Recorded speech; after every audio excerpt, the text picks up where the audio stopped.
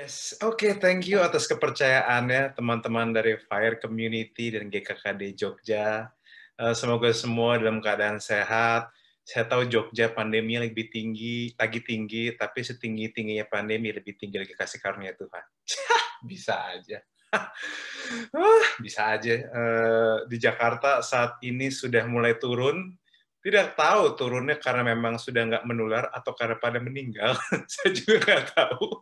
Semoga yang pertama ya. Thank you for the warm welcome. Terima kasih saya bisa melihat gereja yang sehat, gereja yang menyegarkan. Saya sudah sering dengar pelayanan Pastor Eliada Adi sudah cukup lama, especially di TikTok. Thank you for your heart. Terima kasih atas apa yang telah kau buat untuk generasi muda. So, saya berharap bahwa apa yang akan saya bagikan ini mungkin tidak selalu mudah dicerna atau mungkin beberapa mengagetkan dan mind blowing, tapi saya berharap apa yang saya bagi bisa mengubahkan hati dan pikiran teman-teman sehingga pada waktu kamu lihat sekelilingmu, pada waktu kamu lihat kiri kananmu someday, kamu tidak akan sekedar melihat mereka atau menghakimi mereka, tapi melihat mereka dari kacamata atau perspektif belas kasihan. Melihat dari kacamata compassion, melihat dari kacamata yang baik, yang seperti Tuhan melihat kita. Karena mari saya ajak kita sama-sama berdoa dulu yuk. Bapa, kami ucap syukur atas hari ini, kau Tuhan yang nggak pernah menyerah sama kami. Meteraikan firman-Mu, jadi sesuatu yang menguatkan bagi kami, jadi sesuatu yang menginspirasi bagi kami. Di dalam nama Yesus, amin. Oke, judul khotbah saya hari ini adalah From Mess to Message. Dari kekacauan menjadi pesan. Saya kemarin sudah sempat menyampaikan presentasi ke Pastor Eliade, tadi siang, nggak tahu udah sempat disiapkan atau belum. Nah, tapi sebelum saya masuk lebih dalam, izinin saya sudah minta izin sama teman-teman dari Fire Community, sebelum saya masuk share presentasinya, izinkan saya membagikan highlight dari Instagram saya, teman-teman ya. Saya sering bikin cerita di Instagram saya sering bikin highlight, saya sering bertanya-tanya tentang apa follower-follower saya atau apa yang orang-orang yang ngikutin saya. Saya pengen tahu aja hidup mereka dan saya bilang, pertanyaan saya share, terus saya akan post anonim. Saya bilang gitu. Saya nggak tahu ada beberapa di antara teman-teman yang pernah atau nggak melihatnya, tapi ini yang saya bagikan. Nah, ada satu tema yang saya bertanya sama mereka, judulnya The Darkest Secret. Saya sudah 2 kali bikin ini, pada waktu tahun 2020 dan 2021. Nah, saya berbikin ini dan ternyata pada waktu saya lihat cerita-ceritanya, yang melihat Darkest Secret ini bukan cuma sekedar orang-orang biasa, tapi banyak yang melayani juga. Ada orang-orang yang juga mungkin yang cukup mengagetkan beritanya. Dan saya buka sendiri langsung deh ya, sebentar ya. Kasih saya waktu sekitar beberapa menit, izinkan saya membuka. Ini. Mari, ini, bukan, ya, yang ini. Nah, ini nih. Lihat. Ini cerita dari orang yang real. Bagaimana dia rata-rata anak Tuhan, dia pernah dilecehkan pada waktu SMP, terus pernah dia punya pria idaman lain, dan ini rata-rata perempuan, dan kemudian dia pernah, saudara bisa lihat cerita-cerita ini. Cerita-cerita ini berasal dari orang yang real, orang yang saya tahu, tapi saya tidak akan sebut namanya siapa, tapi memang ini nyata, dan beberapa juga anak Tuhan, beberapa Kristen, beberapa bahkan melayani. Dan saudara bisa lihat, ini agak dahsyat, bukannya pengen menjelekkan, saya cuma mau share berita. Kenapa saya share hal ini? Karena ada beberapa hal yang saya bagikan ke teman-teman. Sampai situ aja. Kalau teman-teman mau lihat lebih dalam lagi, silahkan lihat. Kenapa saya mau share hari ini? Saya harap tidak ada di antara teman-teman yang kaget. Saya harap nggak ada di antara teman-teman yang shock, atau nggak ada yang pengen muntah dan sebagainya, karena sangat mungkin itu salah satu dari kalian. Sangat mungkin. I am so sorry. Saya harap nggak ada yang di sini, tapi kalaupun ada, saya mau kasih tahu bahwa kasih karunia Tuhan ada atas struggle-mu. Nah, kenapa saya bahas hal ini? Karena, boleh disiapin PowerPoint-nya kalau boleh. Saya minta tolong timnya untuk saya bicara. Karena judul saya hari ini tentang mess to message. Nah, Oke, kita langsung masuk lembar pertama. The host is your video for everyone. Oke, kita langsung masuk lembar pertama kita. Karena, ya, slide berikutnya langsung. Karena di sini, saya cuma akan share 3 hal, teman-teman, hari ini. Dan saya harap 3 hal ini bisa menjadi sebuah framework bagi untuk setiap teman-teman melayani, setiap teman-teman dalam kehidupan, di dalam pembelajaran, dalam kehidupanmu, bahkan sama melihat orang tuamu, dan melihat pendetamu, dan siapa orang, teman-teman harus mengerti bahwa everyone is struggling. Semua orang punya struggle, semua orang punya perjuangan, semua orang punya tantangan di hidupnya sendiri. Dan hanya karena tantangannya berbeda darimu, tidak berarti tantangannya lebih mudah. Kita tidak bisa menghakimi tantangan orang hanya karena lebih mudah dari kita, seakan lebih mudah dari kita. Saudara, mungkin teman-teman pernah dengar tentang cerita orang yang lagi curhat.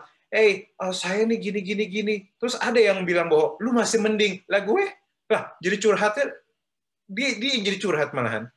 Pernah ketemu orang kayak gitu? Ya, sebenarnya kenapa saya mau share hal ini? Karena teman-teman harus pegang.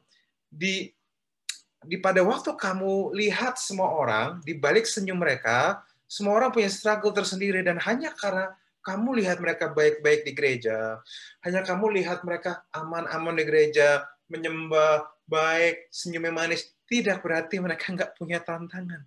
Tidak berarti mereka nggak punya struggle. Bahkan hanya karena mereka terkesan punya segalanya, tidak berarti hidup mereka lebih bahagia. Saya tahu banyak orang-orang yang mungkin lebih tajir melintir dari saya, tapi somehow, minta maaf, hidupnya menderita banget. Sampai kadang bingung juga. Kenapa? Karena ini cukup mind-blowing bagi saya, berarti kamu bisa punya kekayaan material dan tetap aja kamu nggak bahagia. Dan juga seringkali banyak masalah terjadi, struggle terjadi juga karena keputusan-keputusan yang salah. Banyak orang ingin coba-coba sesuatu, end up mereka terjebak. Banyak yang gara-gara mereka pengen coba ini, itu jadi terjebak. Dan saudara bisa lihat bahwa kalau di cerita saya tadi, itu panjang ceritanya, dan banyak ceritanya berbeda-beda, dan itu menunjukkan bahwa semua orang banyak kayak gini. Dan tidak semua orang tahu konsekuensi dari keputusan mereka. Banyak orang pengen coba ini. Teman-teman pernah dengar cerita orang kayak, saya pengen bebas, saya pengen coba lakukan hal ini, saya pengen coba lakukan hal itu. Bodoh amat apa kata orang. Tapi nggak banyak yang mengerti bahwa kamu bebas memilih, tapi kamu tidak bebas dari konsekuensi.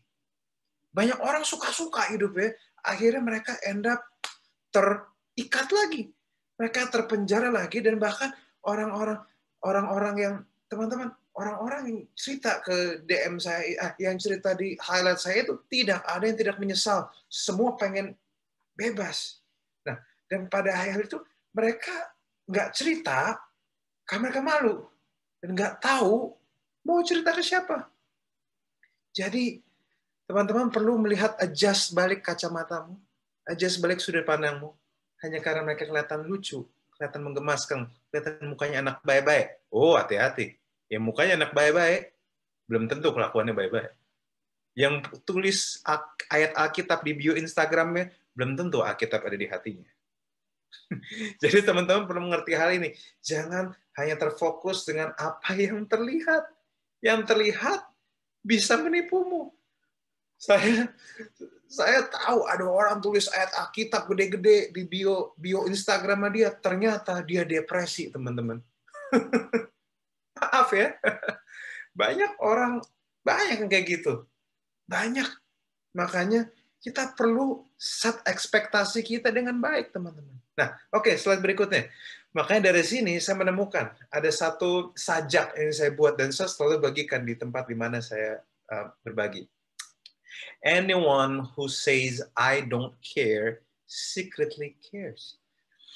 Anyone who says, I am strong, secretly weak. Anyone who screams, I'm happy, secretly in pain. What it looks outside is not always the same with what's inside. Learn to see everything from God's perspective, a bigger perspective. Exercise kindness, period. Kenapa? Karena sajak atau tulisannya lahir dari pemikiran dan apa yang saya lihat, bahwa pada dasarnya saya mau kasih tahu, orang bisa bilang apa yang terlihat dan apa yang diucapkan di mulut orang bisa aja beda dengan apa yang tersembunyi dalam hatinya. Anyone bisa bilang, I don't care, saya nggak peduli, saya itu mantan saya udah bodo amat, saya udah move on kok. Tapi secretly masih suka stalking. Ada loh orang kayak gitu, saya nggak peduli mantan saya, ternyata masih suka nge-stalk. Ada yang bilang, anyone who says I'm strong, enggak, udah kuat, udah move on dari sebagai, ternyata pada waktu malam-malam suka close friend, bikin close friend, I miss you. Tahu close friend, sekarang cepu friends namanya. Suka bocor-bocorin kan. Ada yang sering banget kayak gini. Terus anyone who screams I'm happy secretly in pain. Enggak, udah happy kok, minum-minum, mabok dan sebagainya. Saya punya banyak rekan-rekan yang katanya anak gaul, yang katanya suka mabok pada waktu sebelum pandemi muncul. Ternyata we are so happy, joget-joget di klub. Begitu mereka malam-malam jam 1 jam 2 pagi, tiba-tiba mereka kontak apa di close friend Instagram mereka, karena saya termasuk close friend-nya, dan mereka bilang bahwa, kamu kangen, tahu nggak sih aku kangen, luka itu menyakitkan, dan sebagainya. Dan mereka ternyata, di balik senyum mereka ternyata punya banyak luka, dan mereka itu ternyata sedang mencoba pura-pura bahagia. Minta maaf nih kayak gini-gini nih. Jadi, saudara harus kasih tahu, pada waktu saya ketemu saudara, teman-teman, saya ini jangan sok senyum-senyum depan saya ngelihat lebih dalam. Banyak orang senyum, Pastor, hai gimana kabarnya? Terus saya langsung nanya, hey, how are you? Terus nanya, oh saya baik kok. Saya langsung bilang, hey, how are you really? Langsung dia curhat, ya Pastor sebenarnya saya gini. Yo panjang, pancur akhirnya. Pancing dikit, curhat. Makanya yang saya ngomong gini, apa yang looks outside, apa yang kelihatan di luar, hey, itu nggak selalu sama dengan apa yang di dalam. Kadang bisa sama, tapi seringkali nggak juga. Makanya, learn, kita perlu belajar. Namanya belajar bisa gagal? Bisa. Tapi kita perlu belajar untuk melihat segala sesuatu dari perspektifnya Tuhan. Yaitu perspektif yang lebih besar. Makanya kita perlu belajar be kind sama orang. Nah, yuk slide berikutnya. Lanjut, kita akan buka beberapa ayat, teman-teman. Dan ayatnya salah satu ayat favorit saya, di Roma 3 ayat 23. Karena pada dasarnya, kita harus melihat segala sesuatu dari sini. Ini kacamata kita. Karena semua orang telah berbuat dosa dan telah kehilangan kemuliaan Allah. Ini framework kita. Nggak ada, arti apa? Tidak ada orang yang benar-benar kudus, suci yang sampai nggak nginjak tanah ini. Yang setiap kali, mungkin teman-teman lihat setiap kali ketemu orang yang seakan-akan di gereja suci banget. Hai Pak, Shalom, gimana kabarnya? Haleluya, sehat Pak, glory. Kan ada yang gitu-gitu kan maksudnya kan. Oke, kudus banget. Sampai Tuhan pun minder, malaikat juga minder. Minggir. Paulus lewat. Cuma kadang kita perlu ngerti bahwa semua orang, ini bukan saya ngomong, yang ngomong ini hamba Tuhan luar biasa. Semua orang telah berbuat dosa dan telah kehilangan kemuliaan Allah. Artinya apa? Semua arti apa? Semua. Termasuk yang lagi bicara, termasuk yang menggembalakan di komunitas ini, termasuk teman-teman yang datang, termasuk senior pastor, termasuk yang nulis ayat ini. Semua orang telah berdosa dan kehilangan kemuliaan Allah. Hanya karena dosanya beda-beda, nggak berarti yang satu lebih rendah atau satu lebih susah dari yang lain. Dosa itu semua sama aja. Sekarang saya mau nanya teman-teman, kalau teman-teman ada 3 gelas air, satu dikasih limbah, teman-teman tahu limbah pabrik gitu, dikasih limbah pabrik setetes, gelas kedua dikasih limbah pabrik setengah gelas, satu lagi dikasih limbah pabrik ke 1 gelas gitu. Yang mana yang bakal kita minum? Tiga-tiganya nggak bakal kita minum. Karena tiga-tiganya sama beracunnya. Itulah dosa. Makanya kita perlu ngerti. Artinya apa? Everyone is broken in their own way. Jadi mau hamba Tuhan pun punya patahnya sendiri. Dan teman-teman juga. Makanya teman-teman perlu buka hati. Setiap kali kamu lihat orang, kamu nggak bisa bilang bahwa misalnya kamu salah, saya benar. Karena sebenarnya ayat firman Tuhan bilang, kamu salah, saya nggak lebih benar. Itu sebenarnya. Kamu salah, saya nggak lebih benar. Nah, lanjut slide berikutnya. Ya. Nah, bahkan ini Roma 7:24 nih Paulus yang ngomong. Ini Paulus teriak nih, dia bilang, alangkah sengsaranya aku. Siapa yang akan menyelamatkanku daripada tubuh kematian ini? Artinya apa? Paulus ini berjuang sama dosanya.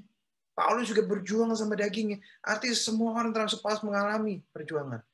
Dan saya mau kasih tahu teman-teman, bagi teman-teman yang sedang berjuang untuk hidup dalam kekudusan, sedang berjuang untuk melakukan terbaik untuk Tuhan, sedang berjuang untuk yang terbaik, dan gagal terus, dan kesusahan terus. Let me tell you something. Om Paulus juga mengalami hal yang sama. Halo. Semua orang struggle untuk mengasihi Tuhan. Tapi ini yang menarik, teman-teman. Ini yang saya rasa, bahkan teman-teman, Paulus ini kekristenan veteran banget, teman-teman. Tapi dia aja bergumul. Makanya di sini saya mengerti, teman-teman. Ini yang saya mengerti. Yuk, slide berikutnya. Slide berikutnya. Ini yang ayat yang saya pelajarin juga. Sebelumnya, slide selanjutnya. Ada nggak ya? Saya sempat tulis. Slide selanjutnya. Oh, mundur. Nah, makanya teman mundur. Nah, makanya teman-teman, mundur lagi. Kita juga harus ngerti bahwa hanya karena hamba-hamba Tuhan itu veteran, sudah lebih lama melayani, tidak berarti mereka tidak mengalami struggle. Kita harus memposisikan diri kita dengan baik. Sebagai hamba Tuhan, saya jujur, saya tidak pernah memposisikan diri saya lebih tinggi dibanding orang-orang jemaat saya, dibanding orang-orang yang saya pimpin. Kenapa? Karena memang nggak lebih tinggi. Semua orang pewaris kasih karunia. Semua orang itu sama. Kebetulan kerjaan saya pendeta. Jadi ini juga pukulan bagi dan juga pembelajaran bagi setiap hamba Tuhan atau orang-orang lebih rohani. Jangan bangga kalau kamu menang cuma gara-gara curi start. Saya selalu ngomong gini, sampai detik ini saya merasa bahwa saya terkesan lebih rohani dari orang-orang. Simply karena saya bertobat duluan. Saya ikut Tuhan duluan. Kalau aja orang-orang di sini kita start bareng, ya, ngikut Tuhan, mau setia sama-sama, saya mau kasih tahu, belum tentu saya lebih bijak daripada kalian. Belum tentu. Bisa aja kalian lebih berhikmat, lebih pimpin roh, lebih powerful dibanding saya. Maka dari itu, sebagai hamba Tuhan pun kita harus mainin kerendahan hati dengan belas kasihan. Nah, lanjut slide berikutnya. Nah, masalahnya ini yang saya selalu pegang hari ini. Roma 5 ayat 8 mengatakan bahwa tetapi Allah telah menunjukkan kasih-Nya sendiri terhadap kita dengan demikian.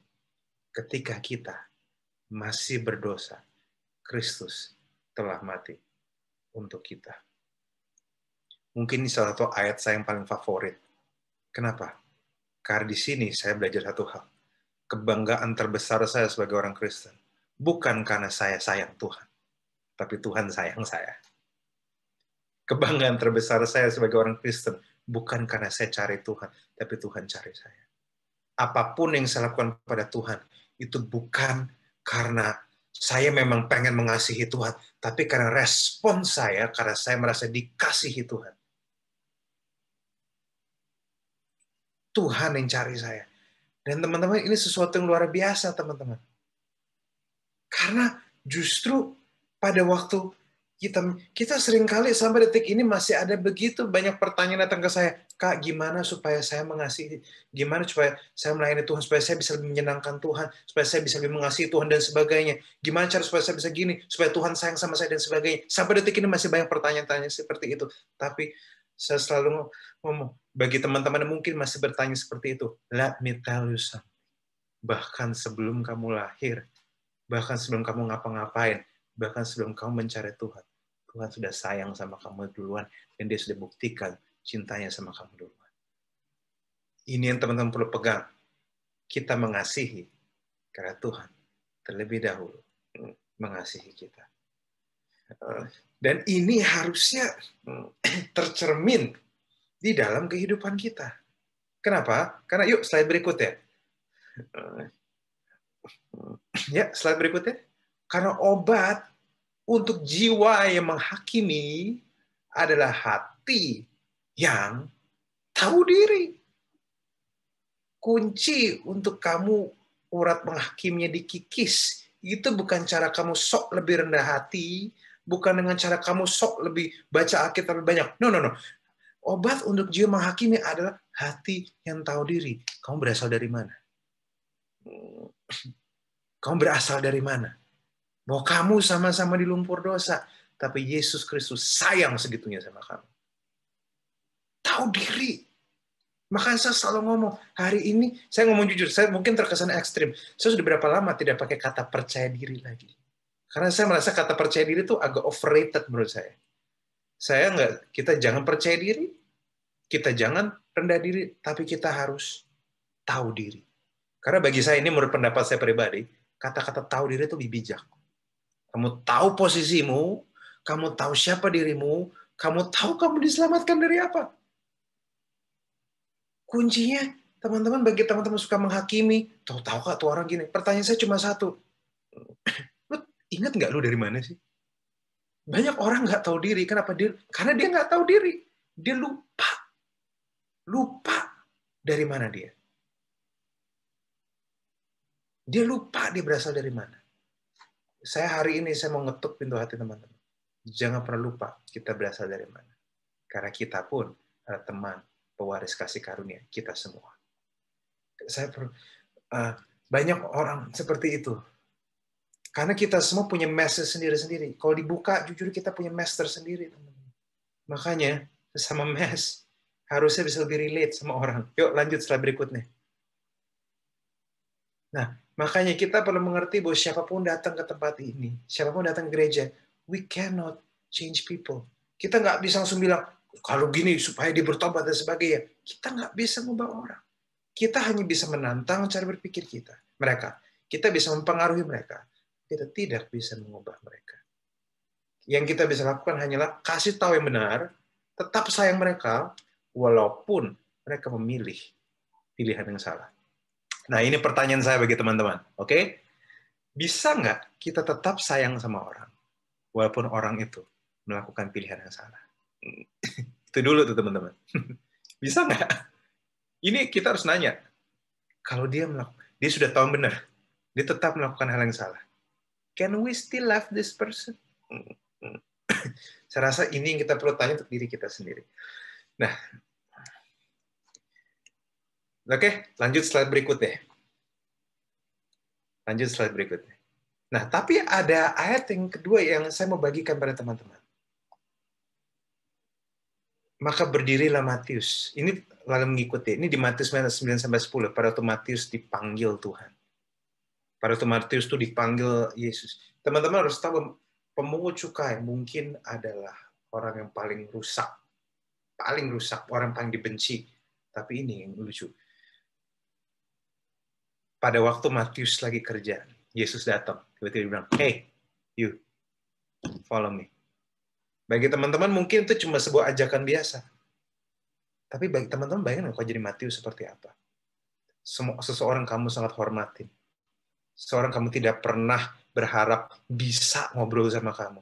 Kamu seorang tahu diri, dan tiba-tiba this guy datang kamu dan bilang, hey, bukan cuma ngundang kamu, tapi ngundang you, follow me. Bayangkan Matius. Saat Matius nggak percaya sama apa yang dia taruh dirinya. Saat Matius sudah nggak punya harga diri. Tapi sang gembala agung ini justru punya pengharapan atas dia. Dan ini menarik teman-teman. Kemudian ketika Yesus makan di rumah Matius, datanglah banyak pemungut cukai dan orang berdosa dan makan bersama-sama dengan dia dan murid-muridnya. Ayat ini ayat yang cukup nampol saya pada waktu saya baca, teman-teman. Kenapa? Karena di sini saya melihat dengan mata kepala saya sendiri bahwa ada seseorang yang dalam keadaan nggak sempurna masih berubah jalan, tapi Tuhan pakai dia. Nomor 2, ini kita perlu ngerti. God can still use people even when they are not qualified. Saya tahu ini cukup mind-blowing bagi teman-teman. Bahwa Tuhan ternyata bisa pakai orang walaupun mereka belum qualified. Teman-teman bayangkan kalau saya ajak teman-teman ada di daerah Matius ini. Mungkin bayangin nggak sih kalau misal penginjilan, kalau misal ini lagi penginjilan, saya mau kasih tahu apa yang Matius lakukan ini mind blowing teman-teman.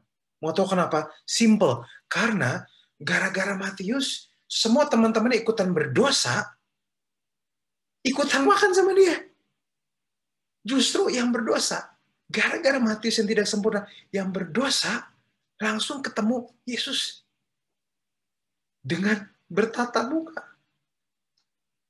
Ini bagi saya sesuatu yang mind blowing. Kenapa? Karena tampaknya yang tobat, yang masih musim tobat kumat pun, Tuhan masih bisa pakai dan Tuhan tidak menyerah sama dia. Saya tahu ini akan terkesan nabrak. Saya izinkan saya menceritakan sedikit dulu. Banyak orang kasih teaching bahwa kamu harus dikuduskan, dididik supaya bisa dipakai Tuhan. Saya nggak bilang itu salah, teman-teman. Tapi kalau pada waktu saya melihat hal ini sesuatu yang menarik bahwa in every season, entah kamu lagi siap atau kamu lagi nggak siap, kamu lagi nggak dalam keadaan terbaik pun, Tuhan bisa pakai kamu. Saya pernah dengar ada satu hamba Tuhan lagi nggak dalam keadaan terbaiknya dia. Dia lagi berantem, lagi nggak punya duit, dia lagi marah sama Tuhan. Dia lagi marah sama Tuhan, lagi semi murtad teman-teman. Tapi apa yang terjadi? Ada sepasang suami istri yang pengen konseling sama dia dan maksa. Akhirnya dengan terpaksa si hamba Tuhan tuh ngelayanin konseling. Tapi saudara tahu nggak yang terjadi? Sambil sepasang suami istri ini dilayani oleh hamba Tuhan ini, dan tampaknya hamba Tuhan ini juga dilayani oleh Tuhan. Kenapa? Karena sambil dia cerita, tampaknya ayat yang dia bagikan ternyata nabok dia juga. Akhirnya konseling itu selesai, dua sepasang suami istri dikuatkan, hamba Tuhan ini juga kembali mendapatkan imannya kembali. Bagi saya gila teman-teman, terkesan mind blowing ya, tapi ini realitanya. Salah satu, dulu saya pernah pelayanan dengan satu orang, dia ini masih suka dugem. Gaya hidupnya nggak bagus lah. Saya tidak encourage teman-teman untuk ngikut, teman-teman. Oke?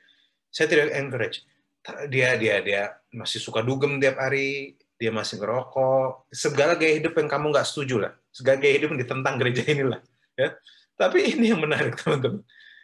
Justru gara-gara dia tempat dugem dan sebagainya, saya dulu punya komsel, dan justru gara-gara dia keseringan tempat dugem, dia ajak teman-teman yang baru aborsi, yang baru putus dari pacarnya, yang abis putus friends with benefits ya, justru yang berandal-berandal malah dia ajak ke komsel.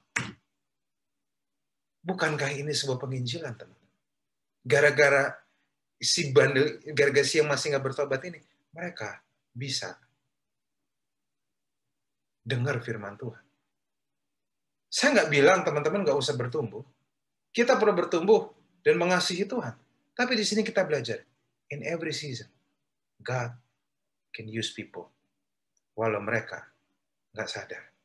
Jadi saya mau kasih tahu bagi teman-teman yang bandel, yang merasa bandel, usul saya, nggak perlu lari dari Tuhan. Larilah kepada Tuhan. Justru ini kesempatan bagi kamu. Larilah kepada Tuhan. Tangan Tuhan terbuka untukmu. Teman-teman bisa bayangin nggak kalau jadi Matius? Kamu tatoan nggak dipandang orang, kamu nggak dianggap. Tiba-tiba sang gembala agung ngejar kamu. Coba kamu bayangin nggak di posisi kayak gini? Coba, kamu bisa bayangin nggak? Bagaimana Matthew's mess mana turn jadi message. Teman-teman bisa bayangin nggak? Kekacauannya Matius malah jadi pesan.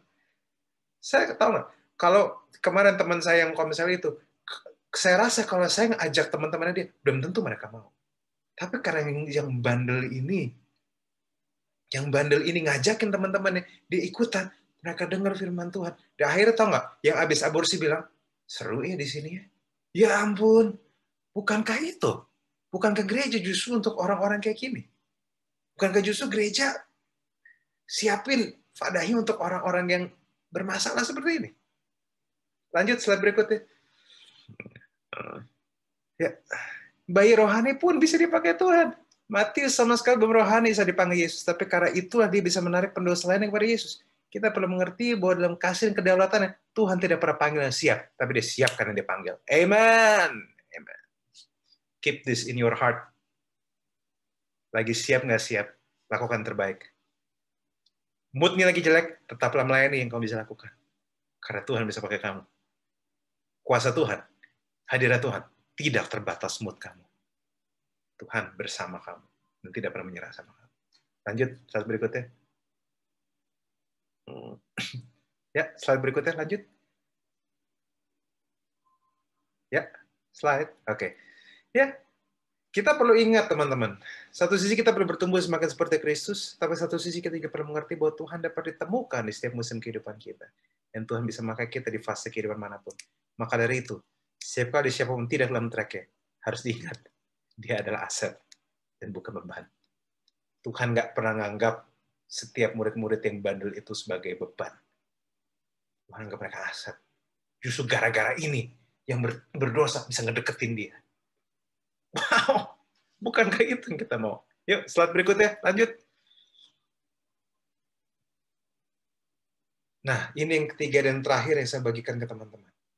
Teman-teman, saya nggak tahu, kamu mungkin nggak sempurna, banyak di antara kamu masih kompromi. Mungkin kamu perlu peka dalam roh, mungkin kamu perlu tanya dia, mereka keadaannya seperti apa. Tapi teman-teman juga perlu ngerti, siapapun kamu pernah terluka. Saya mau kasih tahu, seringkali kelainan terbesar kita lahir dari luka terdalam kita.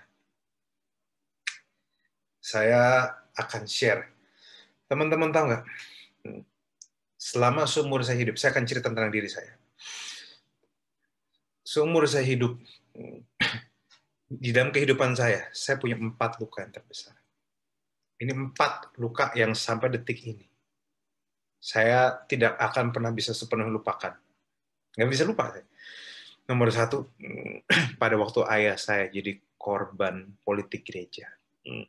Saya tidak akan pernah bisa lupa hal itu. Ayah saya jadi korban politik gereja dan membuat saya tidak akan pernah lupa. Dan sempat selama 10 tahun saya benci banget sama gereja. Melayani, tapi skeptis banget sama gereja. Karena ayah saya dipecat, sampai mati suri 2 kali saking stresnya. Ya. Yang kedua, pada waktu saya punya kekesalan sendiri sama hamba Tuhan, yang saya melayani di gereja remaja dan hamba Tuhan yang anggap remeh anak-anak remaja. Itu pahit saya yang kedua, itu kekesalan saya yang kedua. Yang ketiga, kesalahan saya yang cukup besar adalah pada waktu saya sebel, saya ngaku ya, saya sebel sama lagu rohani Indonesia pada waktu zaman dulu. Karena saya tahun 2009-2010, bagi saya lagu Indonesia kok menyek banget sih, kesel banget sih. Dan keempat, satu luka saya yang paling dalam, cukup mind-blowing. Saat tahun 2016, saya harus putus dari calon istri saya. Tunangan saya. Pacarannya udah lama, tunangan udah lama, udah kayak kredit motor, udah dapet 2 kali. Lama pacarannya. 4 ini luka berat saya. Pulihnya lama. Yang gereja, saya butuh waktu 10 tahun. Yang luka, yang kesel pelayanan, kesel saya gara-gara dianggap remeh, itu saya beberapa tahun, 5-6 tahunan. Terus lagu rohani Indo, saya kesel 2-3 tahunan. Yang luka, gara-gara putus, itu ya 2-3 tahunan. Berasa. Jadi, bagi teman-teman yang suka mendem luka, kamu nggak sendirian. Yang gereja ini lama banget sih, 1 dekade. Kalau anak kecil udah kelas 5 apa kelas 4, tau nggak sih? Dari lahir udah kelas 4. Lu bayangin nggak sih 10 tahun? Untung saya nggak kanker, teman-teman. Iya, ini udah mendekati termin KPN. Iya, betul, udah kayak KPR. Saya tuh, itu tuh ada yang rumah dapat 10 tahun. Bayangkan nggak sih, saudara? Saya tuh kalau misalnya itu 10 tahun saya luka sama gereja itu, saya bayar cicilan rumah. Begitu saya sembuh dari luka saya, udah punya rumah saya. Bayangin nggak sih? Gila atau nggak? Enak banget kan? Saya real, I'm just trying to be real. Saya punya luka yang dalam. Dan saya tahu teman-teman punya luka yang dalam. Ada beberapa luka di antara teman-teman saya dapat ini, bahwa beberapa di antara teman-teman lukanya belum beres. Beberapa di antara teman-teman masih bergumul. Kenapa ini terjadi? Dan saya jujur, saya bertanya hal itu selama 10 tahun. Freaking 10 years saya bertanya itu 10 tahun. Pas tunangan, saya putus, saya bertanya 2-3 tahun, kenapa ini terjadi? Apa saya melakukan hal yang benar? Apa enggak? Tapi let me tell you something. Ini cara respon saya. Yang pertama, saya meresponi dengan cara saya bangun komunitas Dan gagal terus lagi komunitasnya. Karena tadinya nggak suka gereja, akhirnya bikin komunitas kecil-kecil. Yang puji Tuhan kagak ada yang berhasil. Bikin komunitas nggak ada yang berhasil. Akhirnya yang kedua, nomor 2, karena saya pada waktu saya tuh benci, sebel sama para pendeta-pendeta ini yang anggap pelayanan remaja. Karena dulu pelayanan remaja dianggap remeh banget. Akhirnya saya janji sama Tuhan, Tuhan saya nggak tahu, tapi kalau suatu saat saya sempat, Tuhan izinin saya jadi pengkhotbah. Izinin saya menjadi penyampai firman Tuhan. Tuhan, saya memastikan setiap waktu yang dikasih ke saya memastikan setiap waktu itu tidak akan terbuang sia-sia bagi siapapun mendengar saya. Itu yang dari hati saya. Walaupun dulu saya nggak kepikiran jadi pengkhotbah. Gimana menjadi pengkhotbah? Saya ngomong aja gagap, teman-teman. Saya tuh dulu nggak pintar bicara. Sampai detik ini saya tidak pintar bicara. Kalau ada teman-teman kaget, ya believe it or not. Ya mungkin ya Roh Kudus. 3. Dulu saya kagak bisa, karena saya kesel sama kritik lagu di gara-gara lagu Indo gitu. Akhirnya saya pikir, Tuhan, saya bikin lagu sendiri deh. Apa yang saya percaya tentang Tuhan. Daripada saya kritik terus kesel kan. Nggak jadi-jadi juga. Yang keempat, gara-gara saya putus dari tunangan, saya luka berat, saya banyak mengalami struggle, ups and down di hidup saya, dan itu juga jadi krisis multidimensional hidup saya. Duit saya sempat habis dan sebagainya. Akhirnya, saya belajar tentang relationship. Dan teman-teman tahu, 4 hal itu. Dari nomor 1, masalah gereja. Begitu itu pulih, ternyata Tuhan pakai itu untuk mempersiapkan saya, agar saya bisa masuk dan membantu membangun local church untuk membangun sebuah gereja yang nggak toksik, teman-teman. Ternyata Tuhan persiapkan saya agar saya bisa mempersiapkan diri. Saya sudah pernah kejadian, jangan sampai saya ngalamin hal ini lagi. Dan yang kedua, gara-gara saya kesel sama pendeta itu, akhirnya saya belajar bicara karena saya pengen.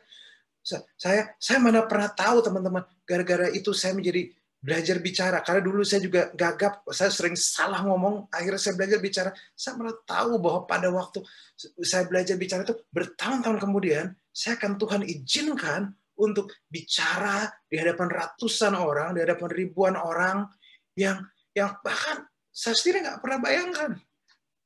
Bicara bahasa yang bisa dimengerti, dan menjadi orang yang Tuhan pakai untuk memberitakan firman Tuhan. Saya nggak pernah tahu. Dan ketiga, mana saya tahu bahwa pada waktu saya iseng-iseng bikin lagu itu yang tadinya saya pikir tidak akan tenar karena saya memang nggak peduli, saya cuma pengen mengekspresikan apa yang saya percaya tentang Tuhan. Tiba-tiba jadi satu lagu judulnya Sungguh Indah yang akhirnya menyentuh, menyapu dari Sabang sampai Merauke, bahkan sampai luar negeri juga. Dan juga siapa yang pernah tahu, keempat, bahwa gara-gara saya pernah putus dari tunangan saya dan saya luka banget, akhirnya saya belajar tentang relationship, akhirnya muncullah ngegas tapi sayang. Yang bisa banyak tentang relationship, yang banyak membahas tentang kehidupan, yang banyak membahas tentang life, dan akhirnya dengan bahasa yang bisa dimengerti, dan akhirnya membuat saya menjadi sebagaimana saya ada. Teman-teman tahu, luka terbesar saya ternyata malah Tuhan Anda pakai menjadi pelayanan terbesar saya. Semua beban-beban saya yang terbesar, semua yang saya benci, semua kebencian saya, ternyata setelah Tuhan ubah menjadi sebuah message. Dan teman-teman tahu, apa yang saya anggap problem, ternyata adalah provision dari Tuhan.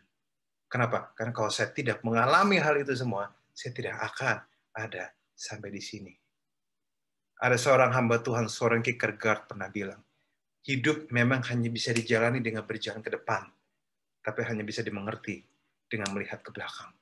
Teman-teman tahu nggak, bahwa pada waktu saya mengalami hal seperti itu, saya tidak kebayang gimana caranya saya bisa seperti ini, gimana cara saya bisa berada sebagaimana saya ada. Tapi begitu saya berjalan, saya menghadapi luka saya, dan akhirnya saya pulih. Begitu saya lihat ke belakang, saya menyadari bahwa ternyata sambil saya berjalan, ada tangan-tangan yang tidak terlihat, yaitu tangan Tuhan sendiri yang membimbing saya, menguatkan saya, membuat saya menjadi sebagaimana saya ada, dan bahkan mempersiapkan saya untuk punya compassion sama orang-orang yang patah, mempersiapkan saya untuk punya belas kasihan, sehingga ada orang-orang yang nggak bisa dikasihi pun, saya bisa mengasihi mereka.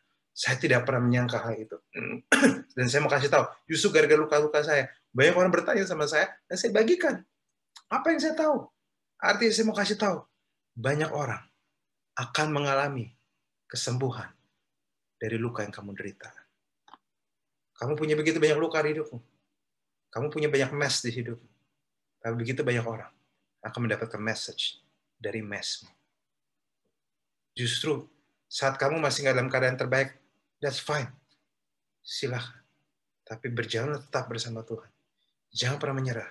Begitu kamu sudah lewat, pada waktu kamu nengok ke belakang, kamu akan lihat tentang bagaimana Tuhan yang mengizinkan the mess di hidup kamu. Ternyata itu sebuah message yang kamu bisa sampaikan. Dan justru message itu akan sebegitu powerful, sehingga bahkan perjalanan hidupmu bisa menjadi peta bagi banyak orang mengalami sama sepertimu. Siapapun yang lagi dalam keadaan buruk, let me tell you something.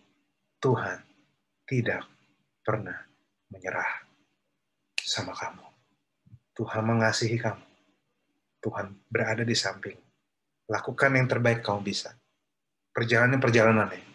Dan someday kamu akan lihat bahwa walaupun kamu nggak dalam keadaan terbaik, tapi Tuhan tetap bersamamu. Karena bukan kamu yang pegang tangan Tuhan, tapi Tuhan yang pegang kamu. Saya harus memberkati, saya harus menguatkan teman-teman. God bless you all. Luar biasa. Baik, Pastor, di sini kita akan masuk sesi Q&A. Sudah ada pertanyaan yang masuk ke kita. Nanti saya akan bacakan terlebih dahulu soalnya dan Pastor akan langsung menjawab pertanyaannya, Pastor ya. Oke, langsung saja untuk pertanyaan pertama. Pastor, bagaimana caranya ketika kita melakukan kesalahan, kita akan ditegur dan dievaluasi? Nah, bagaimana caranya agar kita tidak memikir kalau orang itu bukan menghakimi kita, tetapi mengasihi kita? Silahkan, Pastor. Kalau bagi saya simple. Pertanyaan saya cuma satu. Alasan kamu ditegur apa? Justru itu yang kamu harus cek. Saya percaya satu hal gini. Setiap kali kamu ditegur, kamu harusnya sadar, kamu harus tanya dulu, kenapa saya ditegur? What is the reason? Kalau alasannya kuat, alasannya jelas, bukankah sangat baik kalau misalnya kamu salah jalan dan ada orang kasih tahu, Mas, salah jalan, Mas. Bukankah itu hal yang baik? Justru kalau misalnya kamu salah jalan, justru harusnya saat kamu dibalikin jalan benar, justru itu adalah sebuah kasih. Justru itu menguntungkan kamu. Justru pada waktu kamu melihat sesuatu, teman-teman justru lihat teguran itu justru bukankah harusnya menguntungkan? Jangan lihat teguran itu seakan-akan bahwa orang pengen menghakimi kamu. Justru kamu harus lihat kenapa saya tegur, lihat esensinya. Dan saat kamu melihat hal itu, kamu harus bersyukur. Teman-teman juga harus melihat firman Tuhan dari sudut pandang seperti itu. Karena firman Tuhan itu memang dari Tuhan, tapi untuk kita. Saya selalu bicaranya berkali-kali soal firman Tuhan. Firman Tuhan kalau dipatuhi dan ditafsirkan dan dilihat dengan kacamata yang baik, maka segala firman Tuhan itu ada untuk keuntungan kita. Orang yang taat firman Tuhan itu akan menguntungkan dirinya sendiri. Dia akan dihindarkan dari hidup yang sia-sia. Dia akan dihindarkan dari hidup yang terluka. Dia akan dihindarkan dari hidup yang merusak dirinya sendiri. Kenapa, teman-teman? Karena manusia itu sukanya self-destructive. Didiemin itu merusak. Teman-teman bayangin nggak? Kitab Kejadian itu terjadi karena manusia didiemin. Manusia didiemin aja hidupnya itu merusak. Hawa didiemin Adam, malah petik itu buah. Ya, realitanya gitu. Maka dari itu, bersyukurlah kalau ada orang yang memang peduli sama kamu. Bersyukurlah kalau ada yang peduli sama kamu, yang sayang sama kamu. Saya rasa daripada kamu lihat omelannya, lihat kena isinya. Itu yang paling penting, teman-teman. Dan jadikan itu sesuatu untuk membantu kamu. Saya percaya bahwa di sini nggak ada yang mau ngejelekin langsung. Ngapain sih ngejelekin orang? Nggak ada gunanya juga. Itu, semoga itu membantu. Ya, amin ya. Luar biasa untuk jawabannya, sangat jelas sekali ya. Oke, lanjut untuk pertanyaan kedua. Baik, untuk pertanyaan kedua, Pastor, apabila ada anak Komsel ketika dia pergi pulang kampung dan pas kembali ke Jogja, dia tidak mau datang kembali ke Komsel karena dia merasa dihakimi. Bagaimana nih, Pastor, cara menyikapinya? Pertama sih, ya nggak ada salahnya nanya dan ngobrol-ngobrol. Kenapa dia merasa dihakimi? Karena kadang merasa dihakimi juga bisa karena perasaannya dia. Bisa juga karena ada yang dirasakan, ada yang pendem. Ada yang kayak gitu. Jadi, sebelum kamu ngomong hal itu, sebelum harus gimana-gimana, tanya baik-baik, sebenarnya apa yang di hati kamu. Karena ini prinsip saya. Untuk bisa ada solusi yang tepat, pertama kamu harus tahu diagnosanya dengan jelas banget. Kamu harus tahu kenapa. Jadi kunci saya sebelum kamu memutuskan ini harus gimana gitu, tanya, kenapa dia merasa dihakimi? Is there any, apakah yang kamu bisa bantu untuk dia? Buka tanganmu untuk dia. Saya rasa itu yang paling penting. Dan setelah itu, setelah tahu jelas, baru kamu bisa memutuskan enaknya gimana. Entah dipindahin konsel yang lain, di grup yang lain, bisa. Entah jadi bahan pertimbangan. Kenapa ya kalau misalnya kita ya? Itu bisa. Tapi yang pasti, bagi saya banyak orang yang merasa dihakimi pengen didengar. Jadi bagi saya, berangkat dari situ dulu. Semoga itu ngebantu ya. Oke, baik. Terima kasih, Pastor. Dan pertanyaan selanjutnya, tadi ada kata-kata Pastor yang mengatakan kalau bayi rohani saja itu Tuhan pakai. Nah, bagaimana kalau kondisinya pemimpin kita memandang kita itu tidak mampu? Silakan, Pastor. Pertanyaannya tidak mampu dalam hal apa dulu? Itu yang kita perlu tanya. Karena maksud saya gini, misalnya sebelum kamu dianggap tidak mampu dan sebagainya, jangan keburu baper, cek dulu. Karena misalnya kamu pengen pelayanan di musik, terus suara kamu fales, membangkitkan yang mati dan mematikan yang hidup, gitu misalnya. Terus pemimpin kamu bilang kamu nggak bisa, ya bagi saya itu benar, kamu nggak bisa. Bagi saya itu, ya iyalah. Tuhan senang nggak sama suara kamu? Tuhan senang-senang aja. Ya stres jemaat samping-sampingmu. Itu maksud saya loh. Tentu gini, sekali lagi semua orang berhak menyanyi untuk Tuhan. Oke, sekali lagi. Cuma kalau di dalam melayani, memang ada beberapa daerah pelayanan yang butuh skill-skill khusus. Jadi kamu harus cek dulu. Oke? Jangan langsung baper. Karena seringkali banyak orang juga, ini saya tuh nggak mau menghakimi ya, tapi ada orang-orang memang pengen melayani, bukan karena itu sesuai kapasitas dia, tapi karena memang itu pengen ambisi dia. Ada yang pengen tampil, ada loh. Pastor Eliade pasti udah tahu maksud saya deh.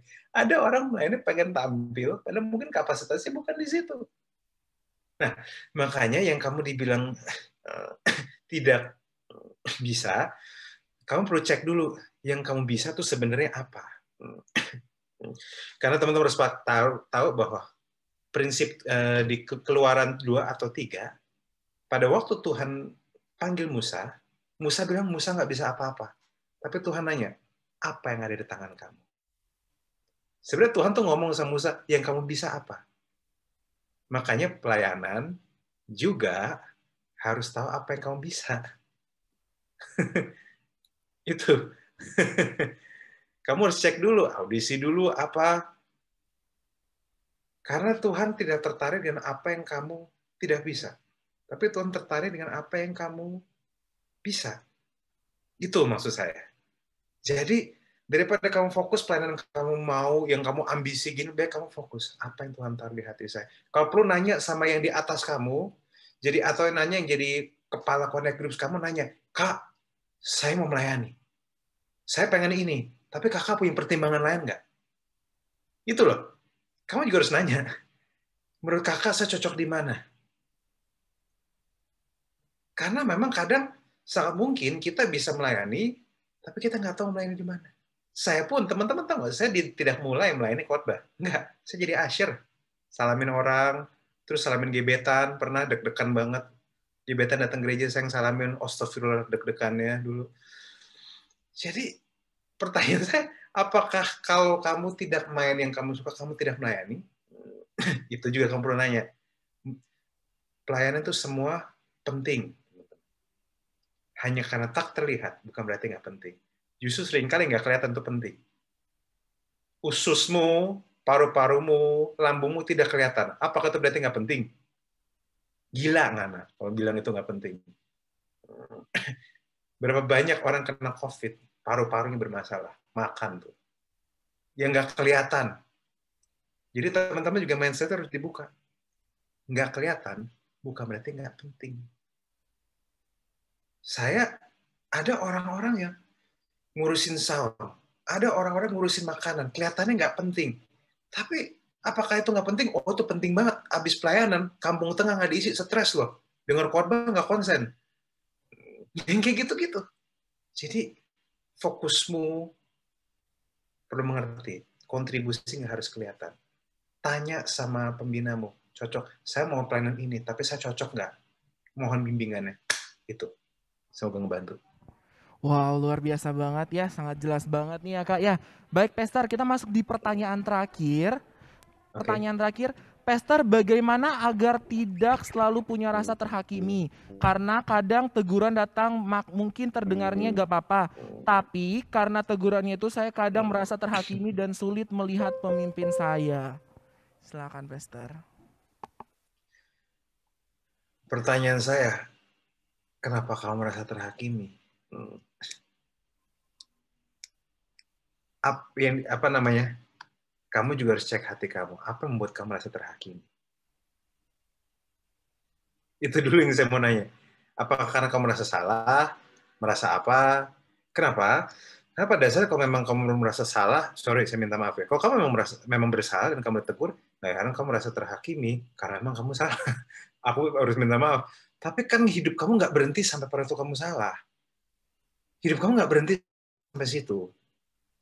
Saya nggak tahu bagaimana ketua kamu menegur kamu, dan saya asumsikan sih biasanya pendeta itu sudah teguran terbaik yang terhalus yang dia bisa. Cuma kadang kita ini juga harus belajar untuk punya mental yang lebih sehat. Kita harus mengerti bahwa teguran itu baik. Teman-teman, semakin saya ada di posisi sekarang, semakin saya Tuhan izinkan punya kapasitas untuk melakukan banyak hal.